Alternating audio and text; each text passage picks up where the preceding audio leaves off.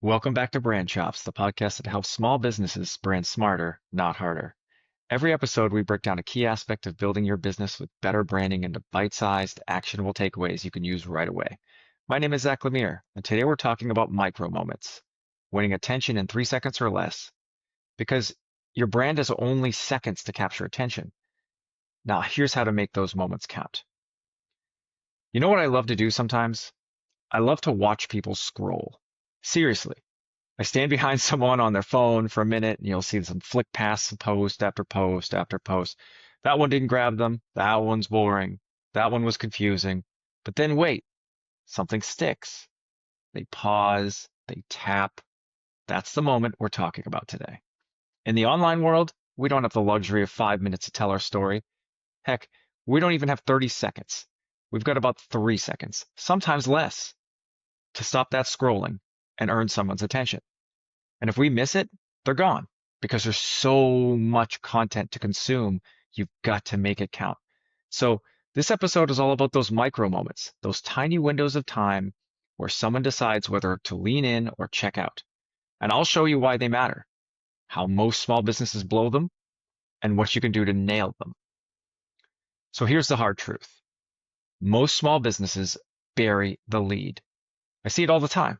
A homepage that opens with "Welcome to our site" instead of telling you what they do.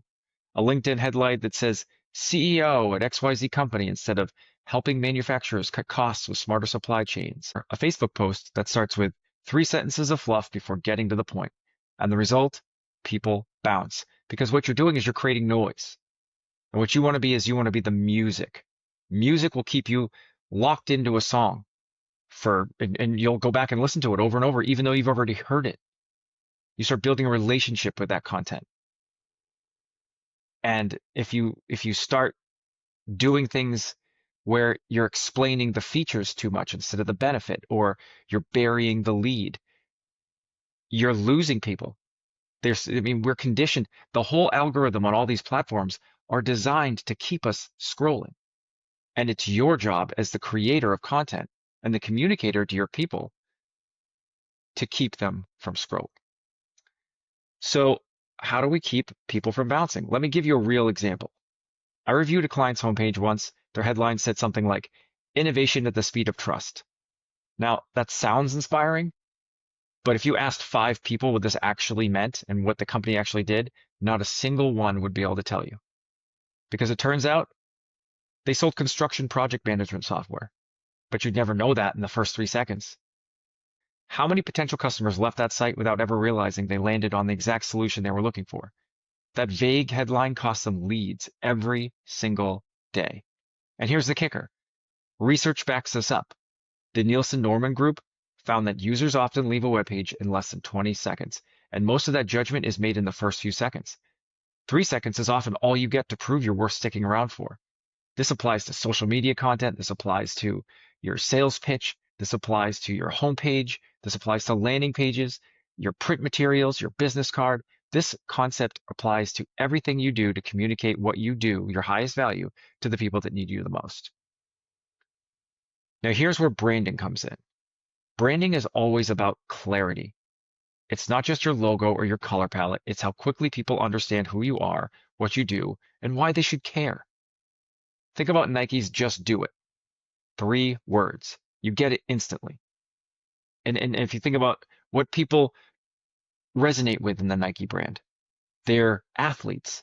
And most athletes are always, it doesn't matter what you're doing. To practice anything consistently, you're going to go through the ups and downs, the ebbs and flows of wanting to do it. And if you've ever gone and researched anything about just trying to level up on anything you're doing, or how to be successful in life, it's always broken down into consistency.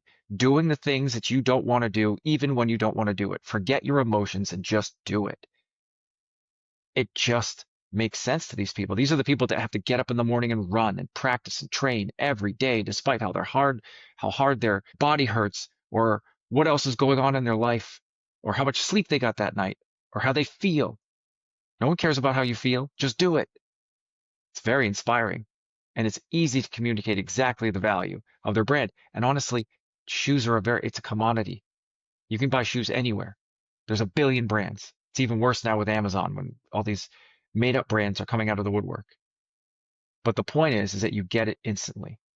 So if you think about Slack's tagline when they launched, be less busy. Right away, you know this is a tool that saves time and reduces chaos. So the best brands don't waste time.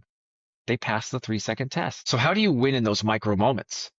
Here's a framework I give to clients. Step 1, lead with the problem you solve. Don't start with your credentials, your history, or a vague inspirational statement. Don't start with all the things that you've ever done. Don't start with, here's all the features. Start with the pain your customer feels. For example, if you're a bookkeeping service, don't say you're trusted partner since 1985. No one knows what that means. Nobody cares. And if you're not a trusted partner, we shouldn't even be talking. Say, tired of tax time stress? That's a hook, right? So you really want to hook them in.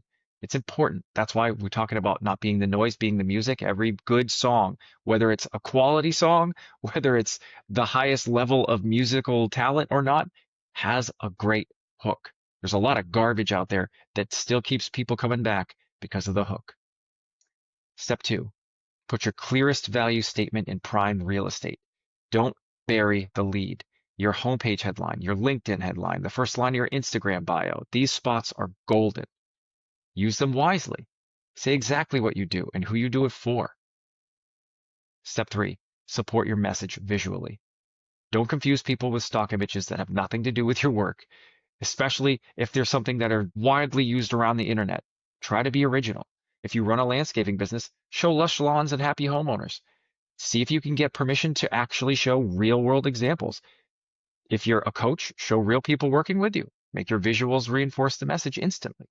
That's key. It's about communication, communicating visually, communicating emotionally, technically, in every way, with your voice, your tone, your words, your visuals, your colors, your shapes, everything. Step 4, test it with strangers. Stop testing it with people that know and like you already. Don't just throw this on Facebook and say, what do you think? And your friends and family, like, looks good. That's not a qualifier, man. That's not a qualifier.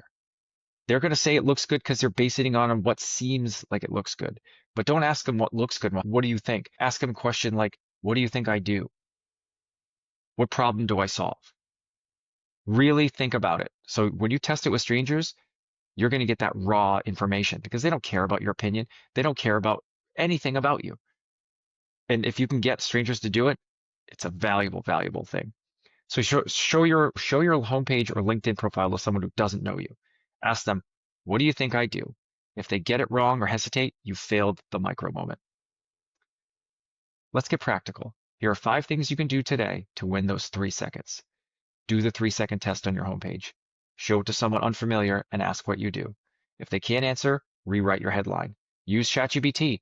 Tell them all the things. Give them the transcript from this episode into ChatGPT. Tell them you need to pass the 3-second test as per this podcast and test everything you do against it. Rewrite your LinkedIn headline. Instead of founder at ABC Consulting, make it about the value. Make it about the benefit. Why should I care? Because there's a million people out there all the time looking to grab my attention.